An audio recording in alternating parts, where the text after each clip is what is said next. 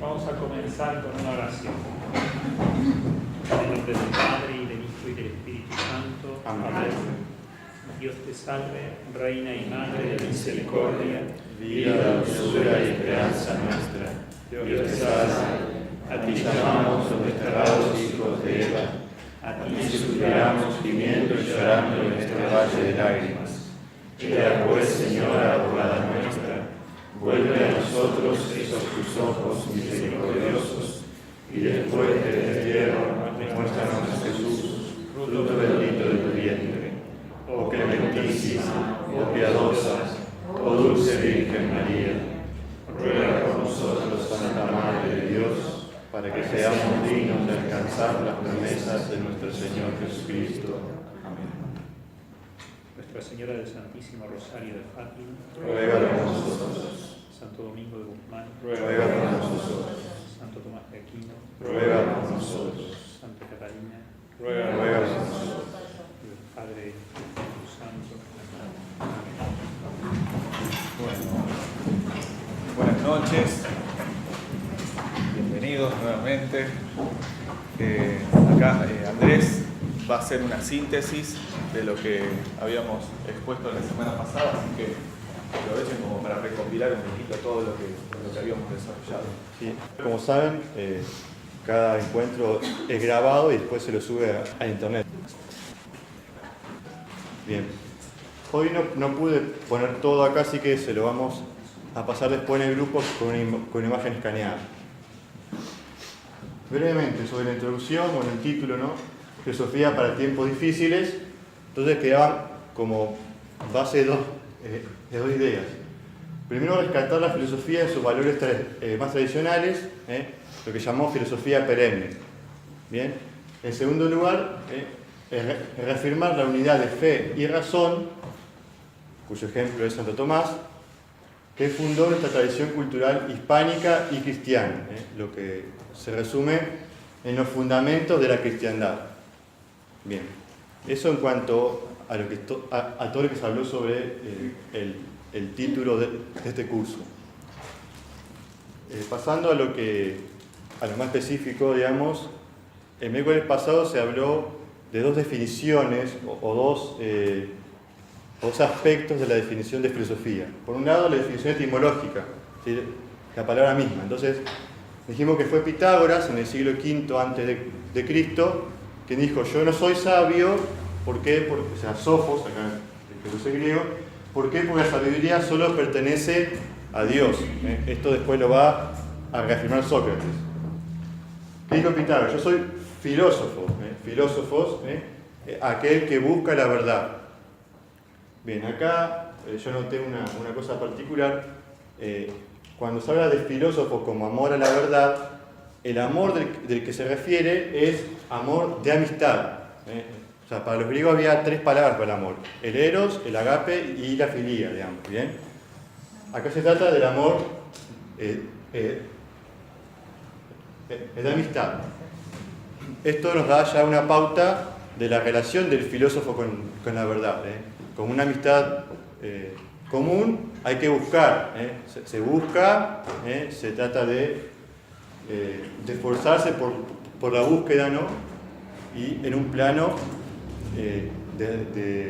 de confianza y de respeto, bueno, todo lo que comporta una verdadera amistad. Entonces, filosofía, amor de amistad a la filosofía, a la verdad. Bien. Eso en cuanto a la palabra misma, a la etimología. Luego, también se dijo, ¿no?, que la filosofía es un camino que comporta un esfuerzo, y el primer paso, habíamos dicho, esto no está acá, no puede escribir, el primer paso es afirmar que la verdad existe. Bien, el primer paso para hacer filosofía es decir: hay una verdad. Esto es lo opuesto al relativismo. Si bueno, solo hay opiniones. No. Hay una verdad que es objetiva y universal. Esto comporta una gran dosis de humildad de parte del filósofo. Y no creer que eso es mi verdad y tu verdad. No. Hay una verdad que nos excede, que está fuera de nosotros, que nosotros no la determinamos, la descubrimos. Bien. El segundo paso, se dijo, es afirmar que esa verdad puede ser conocida por el intelecto humano. Esto es lo opuesto al agnosticismo, al constructivismo y a los convencionalismos. Es decir, esa verdad que nos excede, que está fuera nuestro, se puede conocer por el hombre. No es algo que no pueda alcanzar nunca. ¿Será un camino? Sí, pero se puede conocer. ¿Bien? Mediante la inteligencia que está para eso y también reconocer ese deseo innato que tiene todo hombre por la verdad. ¿Bien? Estas son todas cosas que se diciendo el miércoles pasado. Luego vamos a la definición real, digamos, o más específica de la filosofía. Entonces dijimos que es un conocimiento universal, que va al fondo de las cosas, que se fundamenta en los principios universales de la razón. Son esos principios que rigen todo el pensar humano. Por ejemplo, el principio de no contradicción, lo que dijo Ariel, una cosa no puede ser y no ser al mismo tiempo y bajo las mismas circunstancias. Bueno, esos principios universales de la razón son la base, el presupuesto de todo discurso y pensamiento humano. Si los negamos, nos quedamos sin nada, es decir, sin conocimiento hasta sin lenguaje. Bien. El segundo punto era que la filosofía busca definir las cosas por su esencia, es decir, lo que hace que las cosas sean esas cosas y no otras. Bien. Entonces, en la esencia reposa la inteligencia humana. Hacia la esencia apunta, a conocer qué son las cosas. El tercero, esto de que funda la racionalidad humana y que nos ayuda a distinguir la verdadera sabiduría. Acá Ariel traía a colación esta gran virtud que es la estudiosidad, de la falsa sabiduría. Ahí se habló del el diletantismo y la curiosidad, ¿no? Este macaneo que está tan arraigado por ahí en ciertas personas. Bien, esto entonces en cuanto a la definición real de la filosofía. Bueno, ¿bien? Bien. Dentro de estos temas que por ahí quedaron un poco abiertos, sin duda que en una hora de exposición nunca se puede abordar suficientemente toda la temática. Algunas de las cosas que yo recopilaba pendientes, por así decir, de la semana pasada, es la definición que da Aristóteles y que complementa Santo Tomás de Aquino de filosofía. Ustedes, si quieren, la pueden anotar o después la revisan en la grabación. Que la definición aparece también en el texto de José Gay Bochaca, que es que la filosofía es el conocimiento de todas las cosas por sus causas primeras o razones últimas. Por sus causas primeras o razones últimas. Es un poco complicada la definición, pero es muy minuciosa. Santo Tomás hace la distinción de que la filosofía conoce las causas primeras o razones últimas a la luz de la razón natural. Porque también está el conocimiento teológico que conoce la causa primera, pero bajo otra luz, bajo el influjo de la luz divina o de la gloria. Entonces, aquí está hecha la distinción entre lo que el método, por así decir, de la sabiduría filosófica y el método de la sabiduría teológica. Se distingue por la luz que la ilumina. Es decir, a la filosofía la ilumina la razón natural. La luz de la inteligencia, digamos. Y la sabiduría teológica está iluminada por la sabiduría, por la luz divina, digamos. Es decir, incluye todos los misterios revelados por Dios, pero apuntan a lo mismo. Es decir, van hacia la verdad misma. Esto que dice Santo Tomás de Aquino, y que dice Aristóteles, de la causa primera, no es más que el fundamento último de todas las cosas que nosotros ya habíamos dicho en la clase pasada, habíamos mencionado, que vendría a ser el primer principio que da existencia a todo el orden natural, creado, digamos. y así llegar al conocimiento de Dios, es decir, de la esencia increada. Siempre por medio de los principios de los que se vale la razón. Es muy importante hacer esta mención para abordar un poco la temática de hoy. Si ustedes siguen el programa, nosotros hoy nos íbamos a referir a la filosofía cristiana. Hoy en día es muy necesario hacer la distinción entre filosofía y filosofía cristiana, pero no era necesario en otra época. Esto fue más por el influjo de la modernidad que nosotros hemos tenido que hacer la distinción específica de que existe, evidentemente, una filosofía inspirada por los valores y por las verdades reveladas. Entonces, respecto a esto, nosotros tenemos que sentar las bases suficientes. ¿Cuál es? Lo primero es que toda la realidad es una sola. Y la inteligencia la aborda de manera unida. Aunque nosotros podemos hacer la distinción, que esto lo hace también la inteligencia, entre el orden natural y el orden sobrenatural.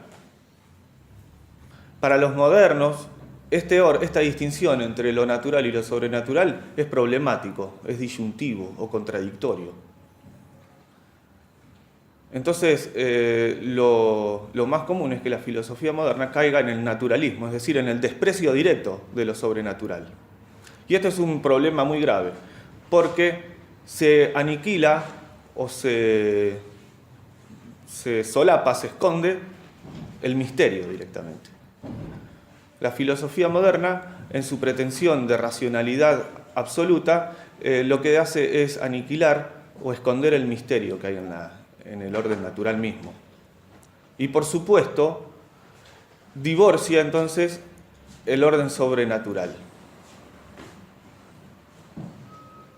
Esto es muy grave y supone un recorte tremendo en la historia de la sabiduría, de la filosofía misma. Porque para los modernos la filosofía va a dejar de ser entonces una búsqueda de los fundamentos últimos, o de este primer principio, o primera causa. Y se va a quedar pura y exclusivamente en el orden natural. Entonces, evidentemente que ya hay una perspectiva muy distinta de lo que va a ser la filosofía. Nosotros nos mantenemos en la línea que ya asentaron los griegos, especialmente Aristóteles. Hay que tener en cuenta entonces la existencia de lo sobrenatural y del misterio. ¿Por qué? Porque la filosofía objetivamente da cuenta del misterio, señala que hay misterio. No lo penetra, evidentemente, porque no es tarea de la filosofía específicamente penetrar el misterio, pero sí señalarlo. Por ejemplo, cuando los filósofos buscan el sentido de la existencia humana, topan con el misterio de la muerte. Entonces la pregunta por el sentido de la existencia humana te pone en conexión directa con el sentido postrero o póstumo de tu vida, es decir, ¿qué va a pasar después cuando te mueras? Esto es un misterio, evidentemente. Para la razón natural es un misterio que ha sido, evidentemente, iluminado y profundizado a la luz de la revelación. Pero no se puede negar. Y esto es, negarlo es recortar justamente la potencia natural de la inteligencia, que indaga acerca del misterio mismo de la existencia.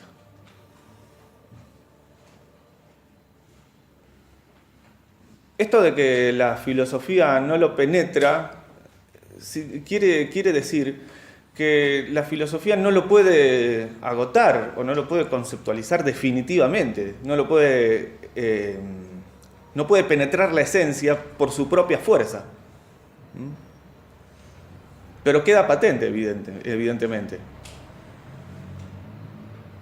¿Por qué? Porque penetrar el misterio corresponde a un acto superior de sabiduría, es decir, a una ciencia superior a la misma filosofía. Y para eso se necesitó la revelación divina, que es allí donde nosotros podemos, a partir de la revelación, en nuestro Señor Jesucristo, empezar a darle nombre al misterio divino. Sobre todo el nombre de Dios en Jesucristo.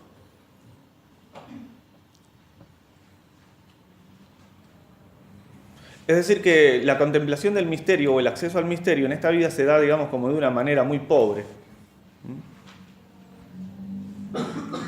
Pero a su vez de una manera muy clara. Esto lo tienen ustedes también desarrollado en la misma encíclica que les recomendé la clase pasada, Fides et Ratio, ya en la segunda parte donde el Papa aborda, en el capítulo 3, el Papa aborda el tema del método de la filosofía cristiana, que es credo ut intellegam, intellego ut credam. Si ustedes se fijan en el programa que les habrá llegado, hay un error de tipeo, está un poquito mal escrito, pero si lo quieren copiar correctamente, la expresión latina es credo ut intellegam, con M termina, ¿no? Creo para entender. Y su contraparte, intellego ut credam, entiendo para creer.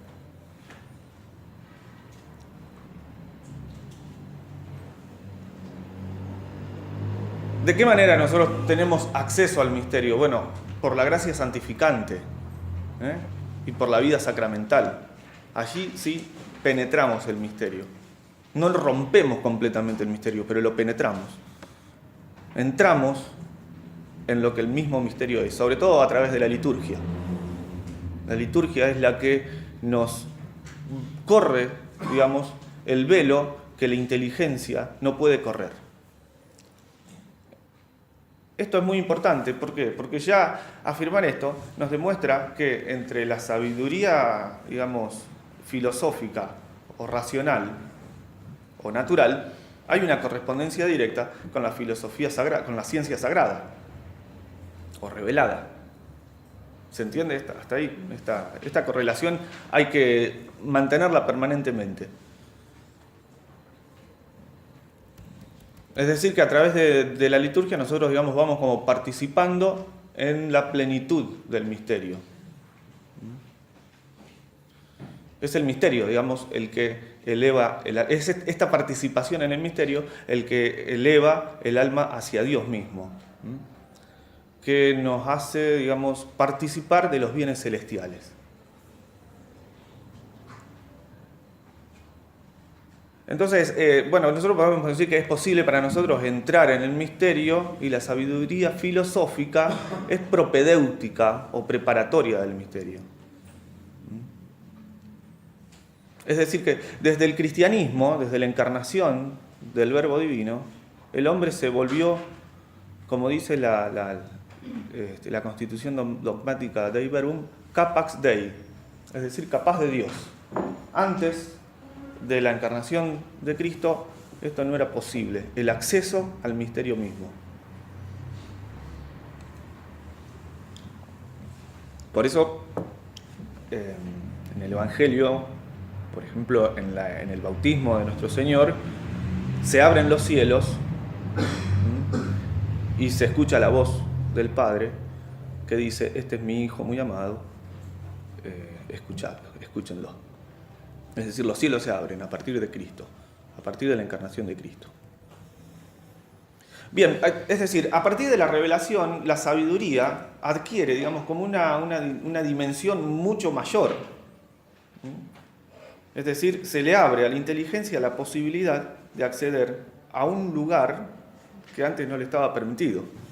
Por eso dice el libro del Eclesiástico: dichoso el hombre que piensa en la sabiduría y pretende la prudencia, el que presta atención a sus caminos y se fija en sus sendas, sale tras ella y aspira a acecha junto a su portal, mira por sus ventanas y escucha su puerta, acampa junto a su casa y clava sus estacas junto a su pared, pone su tienda junto a ella y se acomoda como un buen vecino, pone nido en su ramaje y mora entre su fronda, se protege del bochorno a su sombra y habita en su morada. Esto lo dice el libro del Eclesiástico en el capítulo 14. Estas nociones que yo estoy dando se relacionan perfectamente con otro punto muy importante que entra dentro de la definición de la filosofía, que es aquello que decía Aristóteles, de que movidos por la admiración los hombres comienzan a filosofar. Lo que da comienzo a la filosofía misma es la admiración. Una cosa muy difícil hoy en día, ¿no? La gente no se admira de nada hoy en día. Se ha perdido, digamos, el sentido de la admiración. Parece ser como que nosotros hemos reducido tanto nuestro concepto de ciencia que ya el aprendizaje no tiene otro sentido más que la simple curiosidad. Entonces dejamos la ciencia para aquellos que se dedican específicamente a algo y a nosotros no nos queda más que informarnos escuetamente de alguna novedad que haya dando vuelta. Entonces por ahí te dicen, no sé, alguna novedad que sale de la neurociencia, por ejemplo, que es una ciencia muy desarrollada actualmente, y uno le presta curiosidad, le presta atención, pero eso está lejos todavía de la admiración que debería provocar el mismo conocimiento. Habría que ver, digamos, cómo podríamos nosotros recuperar este sentido de la admiración. ¿Ante qué no admirar? ¿Ante qué cosas somos capaces de admirarnos? Bueno, algo de eso ya decíamos en la clase pasada, cuando nos referíamos a que la filosofía indaga acerca de la verdad, y la verdad que está en las cosas reales. Es decir, el vínculo de la inteligencia con las cosas reales despierta necesariamente la admiración. Hay que buscar la admiración en las cosas reales, incluso en las cosas pequeñas, cuando uno va y se dirige hacia un paisaje, por ejemplo. Evidentemente, la belleza de un paisaje despierta en el alma una inquietud totalmente particular que enseguida provoca la pregunta acerca del sentido y fundamento de esa misma belleza. Lo mismo que dice en la Sagrada Escritura cuando se afirma que la belleza de Dios o la grandeza de Dios está presente en sus mismas criaturas. Por eso el hombre es inexcusable también de encontrar a Dios, porque la misma presencia divina la podemos encontrar en las cosas creadas. Los griegos para esto evidentemente han sido privilegiados, ¿no? Habría que ver, quien haya tenido oportunidad de visitar Grecia, mirar hacia el cielo de Grecia, de las Islas Jónicas, por ejemplo, donde nació la filosofía. El primer filósofo fue Tales de Mileto. Mileto era una comunidad que estaba componida sobre el mar Egeo, una serie de islas, y evidentemente el paisaje, yo no lo conozco, pero evidentemente el paisaje debe ser una cosa magnífica, inefable. Bueno, la experiencia de lo inefable es lo que despierta en el alma el deseo por la sabiduría. Nosotros somos muy modernos y hemos desplazado de nuestra vida la experiencia de lo inefable. No queremos toparnos con lo inefable, porque a todos le queremos dar una explicación y enseguida vamos tras la explicación más sencilla que pueda haber, ¿no? Y así en realidad destruimos este velo de misterio que hay detrás de las cosas. Ya nos vamos a dedicar en otro momento, por ejemplo, cuando hablemos de la belleza particularmente, es decir, la teoría filosófica que hay detrás de la belleza. Esto es muy profundo. Cuando veamos la belleza, tal vez vamos a comprender más qué es esto de la admiración. Pero nosotros tenemos experiencia de cosas bellas. Es a partir de la experiencia de la belleza misma que nosotros disparamos el espíritu hacia el mismo misterio de Dios. ¿Se entiende esto? Entonces, el principio de la filosofía, el origen de la filosofía está en la admiración. Y la admiración está ligada a un hábito muy elevado, que es muy difícil de conseguir también, que es el hábito contemplativo. Un capítulo aparte merecería referirnos a la contemplación o al hábito contemplativo. Pero ciertamente cuando yo decía la clase pasada de que la filosofía es una cosa ardua, difícil, sacrificada, tiene que ver con esto. Porque lo que nosotros tenemos que adquirir con la filosofía es el hábito contemplativo. Y esto supone un despojo de un montón de frivolidades, en principio, a las que estamos habituados. Y un trabajo interior muy minucioso y que requiere perseverancia, que tiene que ver con corregir hábitos, desplazar vicios, purificar el alma, directamente, purificar el alma. Si yo no purifico el alma, no puedo tener acceso a la contemplación. Por eso la filosofía hoy en día está casi aniquilada. Y por eso mismo nosotros hacemos filosofía para tiempos difíciles. Porque hoy en día los filósofos no tienen este vínculo directo con el misterio, sino más bien han hecho de la filosofía una especie de discusión permanente donde uno critica al otro y donde se disfruta ver cómo se arman discusiones que en definitiva muchas veces a nadie le interesa. Y discusiones que a veces terminan siendo odiosas, o tediosas por lo menos, ¿no?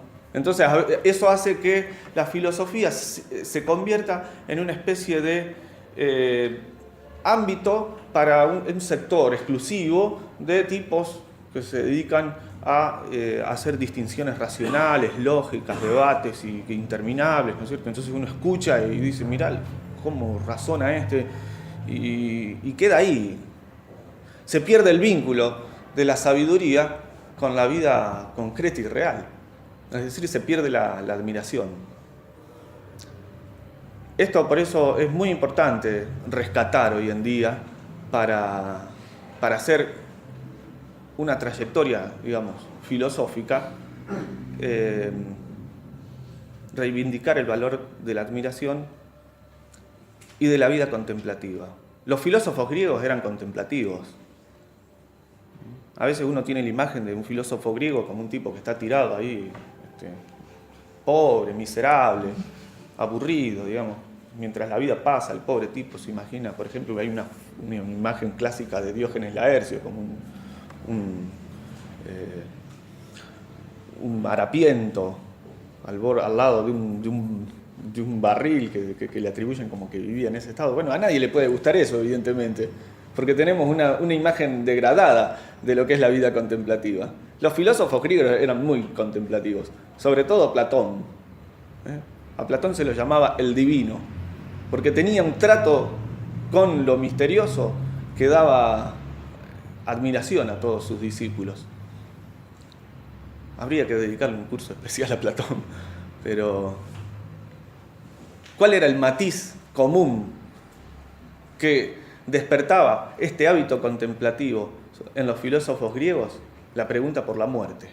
Por eso Sócrates dice, filosofar es aprender a morir. El misterio de la muerte pone al alma en conexión directa con esta admiración y con este hábito contemplativo.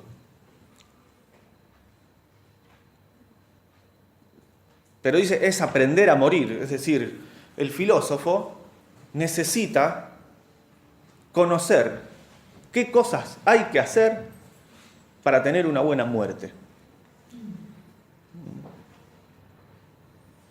Sócrates en esto fue el maestro, ¿no? El libro de Platón, donde está narrado la muerte de Sócrates, es el Fedón, un libro muy llevadero, donde uno comprende profundamente con qué seriedad afrontó Sócrates su propia muerte. Ustedes saben que a Sócrates lo condenan a muerte, traicionándolo miserablemente, y dentro de la pena, digamos, que le iban a dar, le ofrecían o el destierro o la muerte directamente, ¿no? Entonces sus discípulos, muy preocupados, lo quieren convencer a Sócrates de que elija el destierro. que no muera. Y lo llenan de argumentos, ¿no es cierto?, con lo cual Sócrates se siente muy agradecido por la insistencia de sus amigos en convencerlo de que no muera. Y él responde con una frase magistral, que él dice: si yo le hiciera caso a ustedes y elegiría el destierro, se volverían contra mí las voces de los antiguos, porque toda mi vida les enseñé que filosofar es aprender a morir. Se volverían contra mí el testimonio de los antiguos. Sócrates acá también es un hombre cuya sabiduría no se la ganó solo, sino que la trae encima de toda su ascendencia, digamos, ¿no? El sentido de la tradición, por ejemplo, ¿no?, está presente acá. Bueno, bien, primer elemento, digamos, ¿no? Es decir, la conexión de la sabiduría filosófica con los misterios del hombre más profundos, el sentido de la vida, para ganar una buena muerte.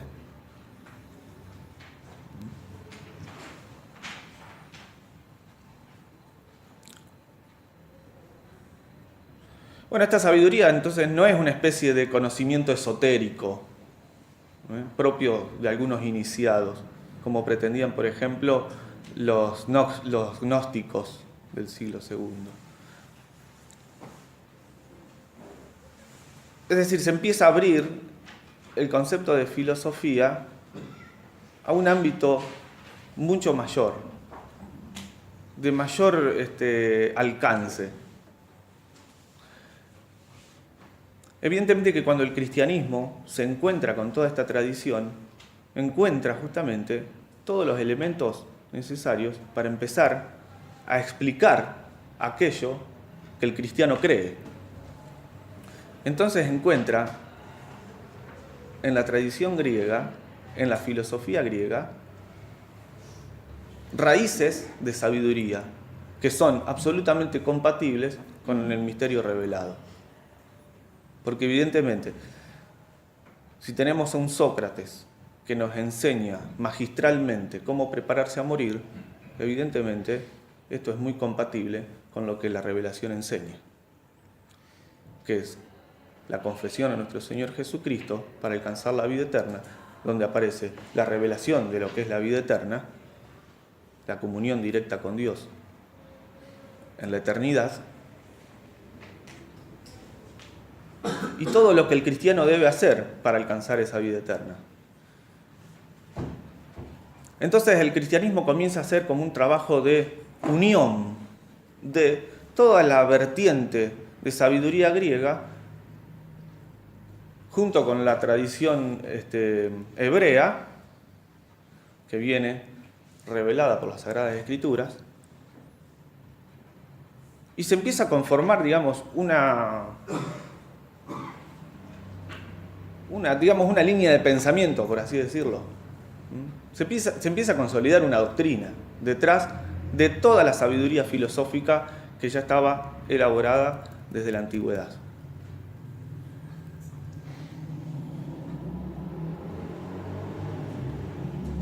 Esta secta gnóstica que yo les mencionaba recién eran un grupo de cristianos siglo I, II, que pretendían que la revelación de Cristo era una especie de sabiduría privada a la que tenían acceso algunos pocos, que habían nacido y habían sido predestinados para conocer el misterio revelado.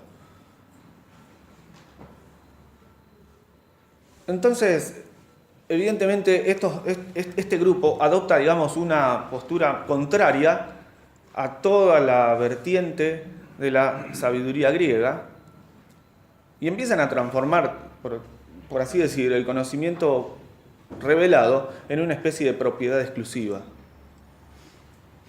Bueno, esto no es así. Uno de los más grandes maestros de la cristiandad, que hizo, digamos, una primera sistematización de la sabiduría cristiana fue San Justino, también del siglo II. Es decir, que se comienza a elaborar una doctrina cristiana con base filosófica en todo aquello que era compatible con lo que había revelado nuestro Señor Jesucristo. Entonces el conocimiento filosófico como que se va depurando de elementos propios de una religiosidad pagana, como los ritos órficos que existían en la antigüedad, y se fue haciendo, digamos, una sola verdad. Así como es una sola la creación, una sola la realidad, los cristianos empiezan a entender que la verdad es una sola, porque corresponde a un solo orden creado. De donde sí o sí hay que hacer la distinción entre lo natural y lo sobrenatural. El primer principio del método filosófico medieval o cristiano es distinguir para unir.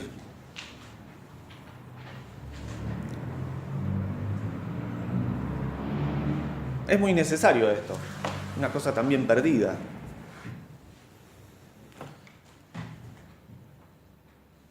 Que la razón es capaz de hacer todas las distinciones que conducen al conocimiento de la verdad. Y dentro de estas distinciones hay algunas que son de orden natural y otras que son de orden sobrenatural, por ejemplo. Pero hay un solo universo, digamos.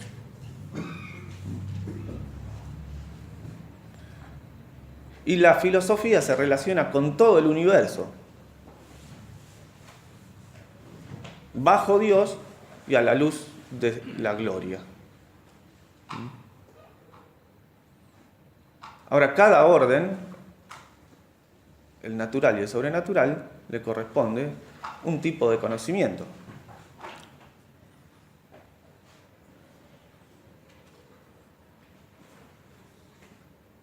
Entonces, para la filosofía corresponde el conocimiento natural. Y para la teología, el conocimiento sobrenatural de los misterios revelados.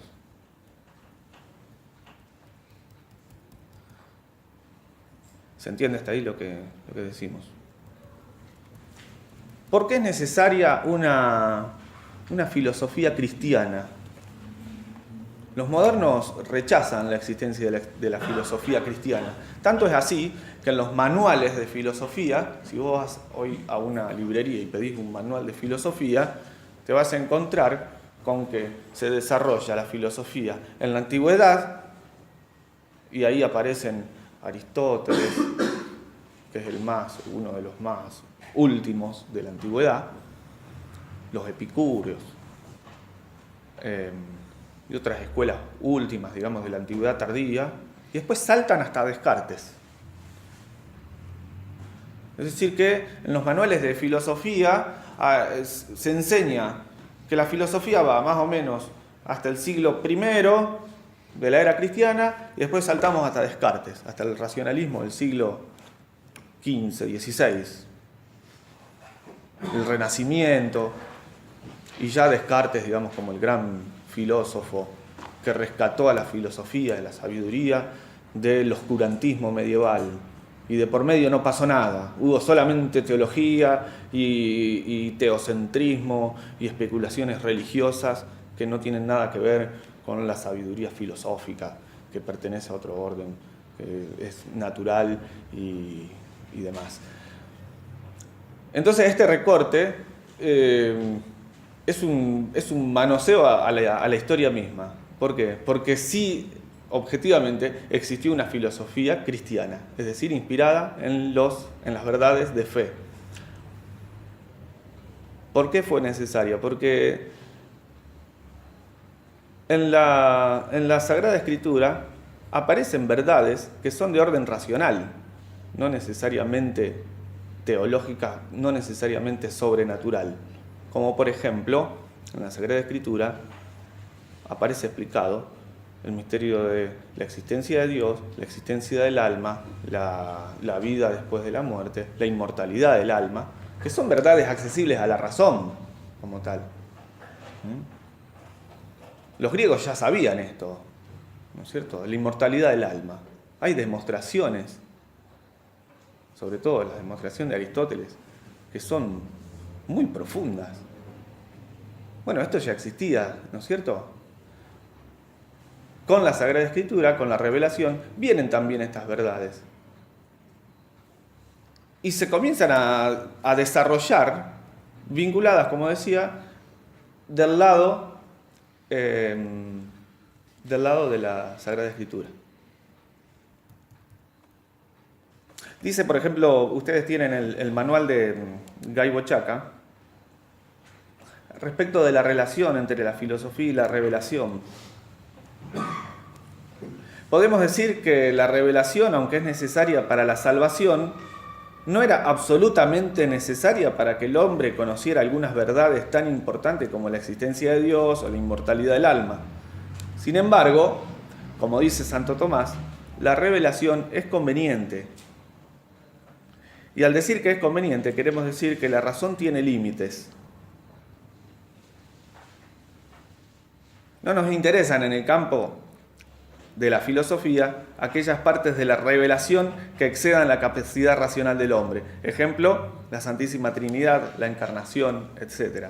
Sino aquella parte de la revelación en la que están comprendidas algunas verdades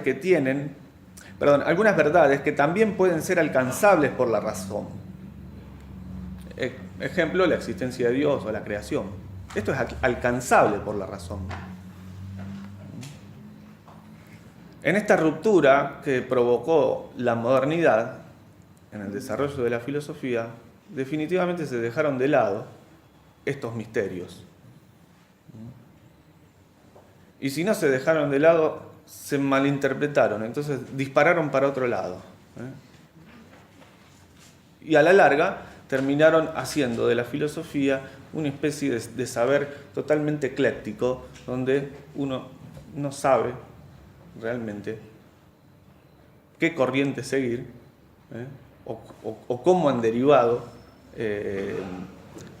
en una multiplicidad tan grande de corrientes filosóficas que aniquilaron directamente la inquietud por la verdad, sobre todo por estos temas que son los más importantes.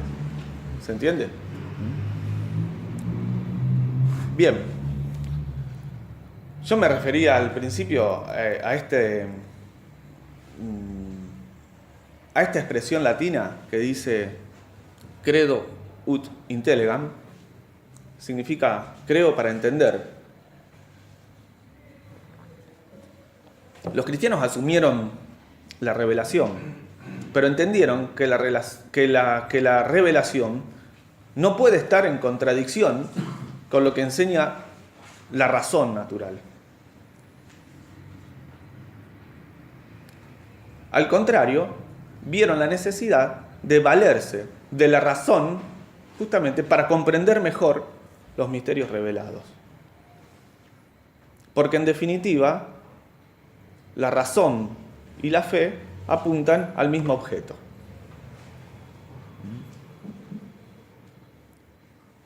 Como dice el Papa Juan Pablo II, la razón y la fe son las dos alas con que el espíritu humano se eleva para contemplar la misma verdad. La contemplación de la verdad misma no se puede lograr sin estas dos alas. Por supuesto que hay una relación de prelación entre el conocimiento teológico y el conocimiento filosófico. El conocimiento teológico es evidentemente superior porque penetra el misterio y brinda un conocimiento de la esencia divina y de lo que Dios ha dispuesto para que los hombres se salven y lleguen a su misma contemplación, ¿no? Al cielo. Pero van de la mano, en principio, la razón y la fe, y lo que entendieron los filósofos cristianos es que la filosofía es sierva de la teología. La filosofía, como ciencia suprema en el orden natural, brinda los principios racionales suficientes para explicar o desarrollar la sabiduría revelada.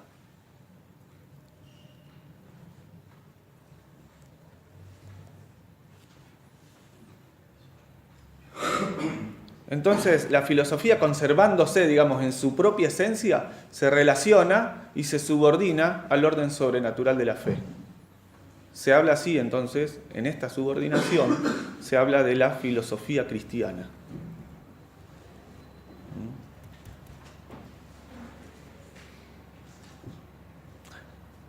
Este método medieval, que consistía en buscar la inteligencia de la fe,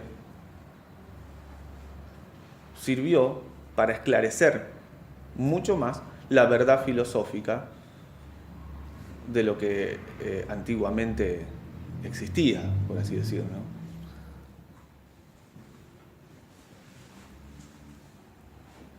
Conservándose dentro de los límites correspondientes, cada una tiene su propio ámbito, su propio límite, la razón y la fe, se salva la unidad y la armonía que existe en el conocimiento humano. No es que la revelación o la ciencia teológica dice algo contrario a lo que la razón dice, a lo que la razón postula. Esto es muy importante aclararlo, sobre todo para lo que en la modernidad se da con el movimiento protestante. El protestantismo destruyó esa unidad que siempre se confesó entre razón y fe. Y sobre todo la subordinación de la razón a la luz divina. Ustedes saben que para Lutero, por ejemplo, la razón era una prostituta. Para alcanzar la verdadera fe, había que repugnar directamente de la razón. Porque la razón era una especie de perra manchada por el pecado original que solamente conduce al hombre a la perdición.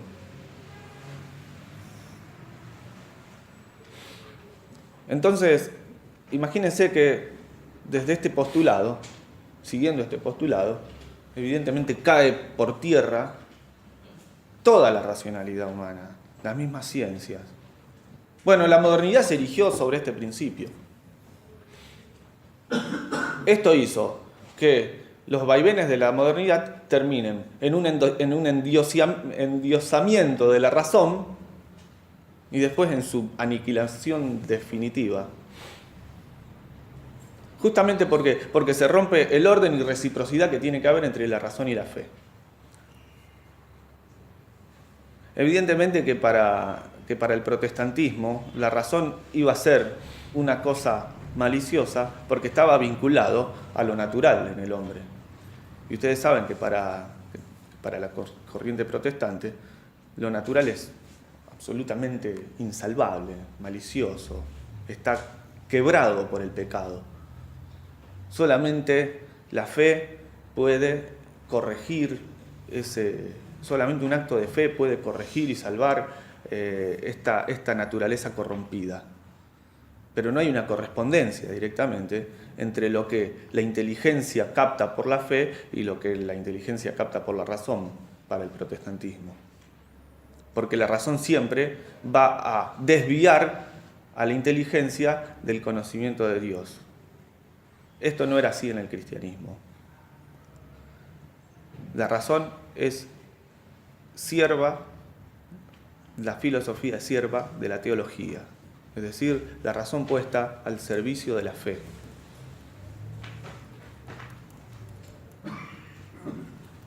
Creo para entender, entiendo para creer.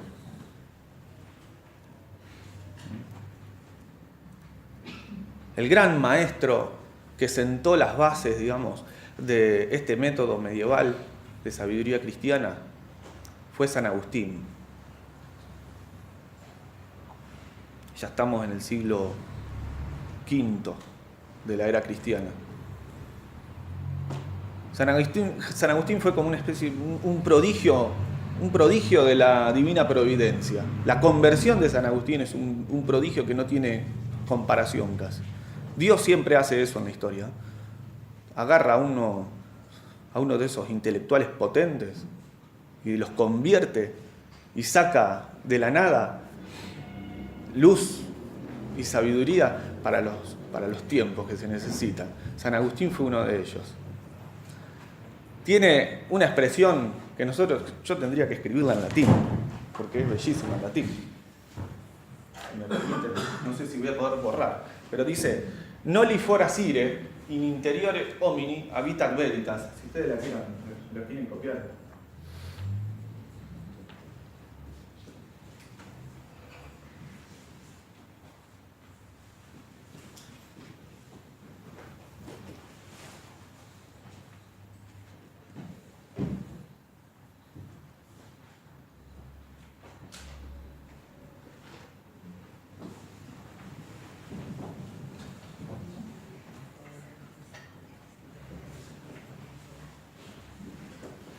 Disculpen ustedes la letra. Noli fora sire in interiori homine habitat veritas. No te arrojes a las cosas exteriores. En el interior del hombre habita la verdad. Es decir, el camino del conocimiento de la verdad es un camino interior.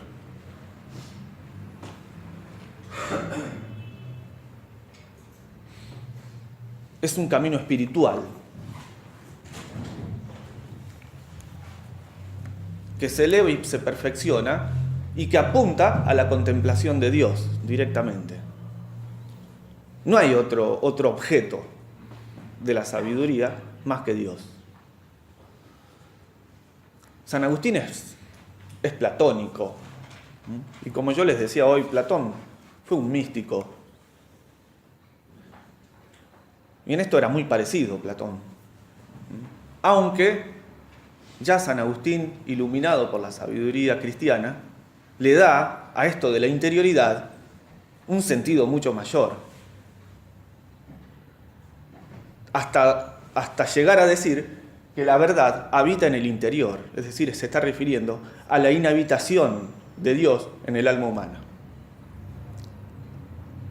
La inhabitación de Dios, la inhabitación trinitaria en el alma humana.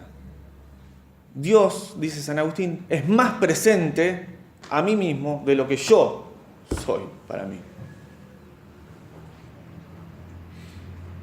Evidentemente que no se puede llegar a la profundidad de la inhabitación divina porque el hombre tiene velada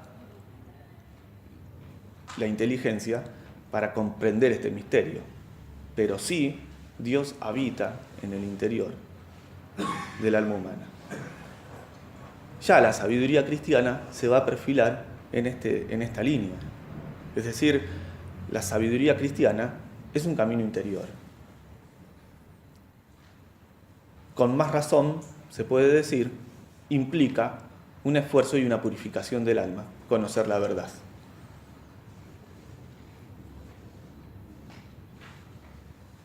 Yo les digo, a mí, digamos, a veces me enoja mucho cuando los modernos se piensan que están inventando una verdad nueva, cuando se esfuerzan por ser originales. Yo tenía profesores que me decían, no, vos tenés que hacer un trabajo monográfico y tenés que ser original, tratar de buscar una verdad nueva. Está muy presente en la mentalidad moderna, la necesidad de ser originales. Y la filosofía moderna tiene mucho de eso, ¿no? Revienta por todos lados con originalidades. Pero yo les voy a decir algo, no son nada originales, porque San Agustín ya vio todos los errores de la modernidad y ya renegó y batalló contra ellos. Todo San Agustín, todo Descartes, el principal filósofo de la modernidad, todo Descartes está contenido en San Agustín. Las disputas de San Agustín contra los académicos es realmente una especie de similitud a todos los postulados que después va a volcar Descartes en el siglo XVII. Ojalá podamos profundizar en algunos de estos postulados cartesianos, pero para decirlo así rápidamente, Descartes como que funda nuevamente la filosofía diciendo que todo lo que se dijo hasta él no tenía sentido, no tenía validez, y no había que prestarle el oído directamente, porque son resabios de una sabiduría decadente, y que hay que fundar una filosofía que esté liberada, emancipada del principio de autoridad que tenía a Aristóteles como una de las columnas y a la Sagrada Escritura como otra columna. Principio de autoridad, la referencia directa a los maestros, sobre todo Aristóteles y la Sagrada Escritura.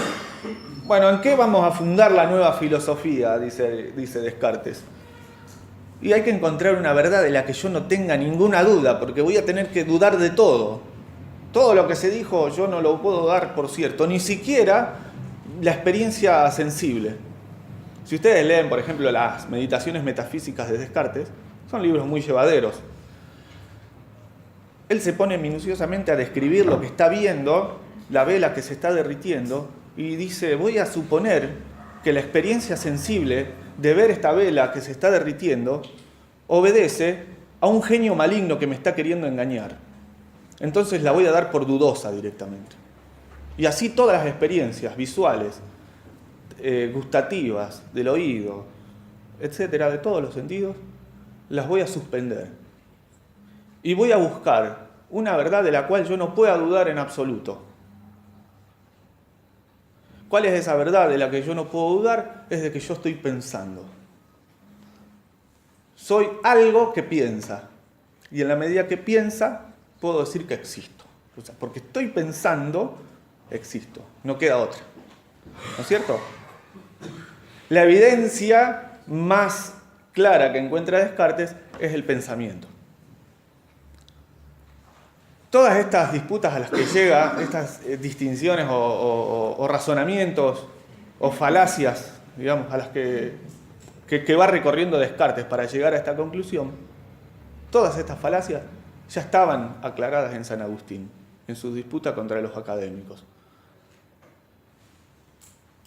San Agustín era, por así decirlo, digo, un escéptico. Es decir, en todo este proceso de dudar absolutamente de todo, se planta él desde una perspectiva escéptica. El escepticismo más radical. Tal eran escépticos los académicos. Entonces miren ustedes que San Agustín ya sabía de antemano, con 10 siglos de anticipación, todos los argumentos que Descartes pensó haber superado.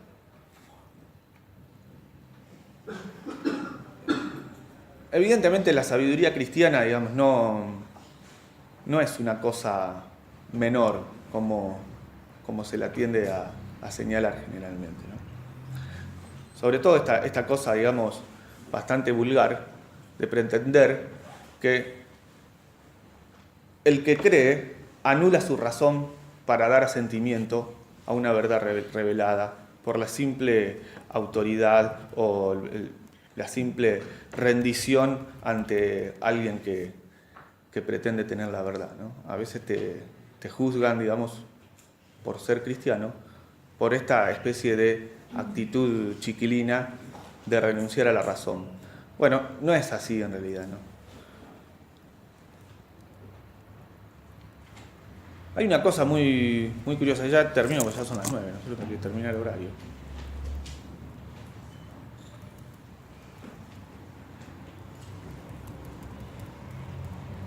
Dice Chesterton es un autor inglés muy valioso, recomiendo muchísimo la lectura de este autor. Dijo Chesterton que el cristianismo es tan odiado porque tiene en sí la potencia de renovar el mundo en cualquier época de la historia. sin ninguna duda. La potencia que tiene el mundo de renovar, que tiene el cristianismo de renovar el mundo en cualquier época de la historia, está en el inmenso patrimonio que simboliza la sabiduría cristiana. Esto es así. El problema es que el cristianismo tiene esa potencia, digamos, prestada. Es decir, está dada por el Espíritu Santo. Es decir, no se la provocó a sí misma, ¿no? Es una sabiduría que viene de Dios.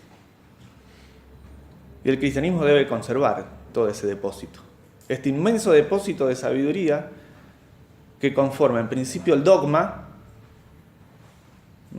todo el conjunto de verdades reveladas, y junto a ello la filosofía, el inmenso patrimonio humano que por gracia de Dios los hombres han podido desarrollar para fundar la única y verdadera civilización, la única ciudad humana y ciudad de Dios que fue la cristiandad, apoyada sobre los cimientos de la sabiduría en el orden natural, de mano de los griegos, y la sabiduría sobrenatural que viene por la línea de la tradición hebrea, en cuanto que nosotros asumimos las Sagradas Escrituras del Antiguo Testamento y toda la sabiduría del Evangelio y del Nuevo Testamento, sintetizada en una nueva visión, digamos, por así decirlo. En una visión donde el misterio ya no deja de ser una incógnita, sino que el misterio tiene nombre. La civilización, digo yo, durará o perdurará todo lo que Dios disponga, ¿no? Pero si tiene que durar, va a durar por este inmenso depósito de sabiduría que fue el creado por la cristiandad. No hay otro camino, salvo que queramos hacer otro mundo directamente. Pero si queremos darle vida y subsistencia al mundo como nosotros lo conocemos, con todo lo que sabemos y todo lo que creemos, está en la cristiandad el fundamento mismo de toda esta sabiduría. Bueno, termino acá, después seguiremos. Gracias por la atención. Cualquier pregunta, por favor, después me consultan, me mandan mail, como dijimos.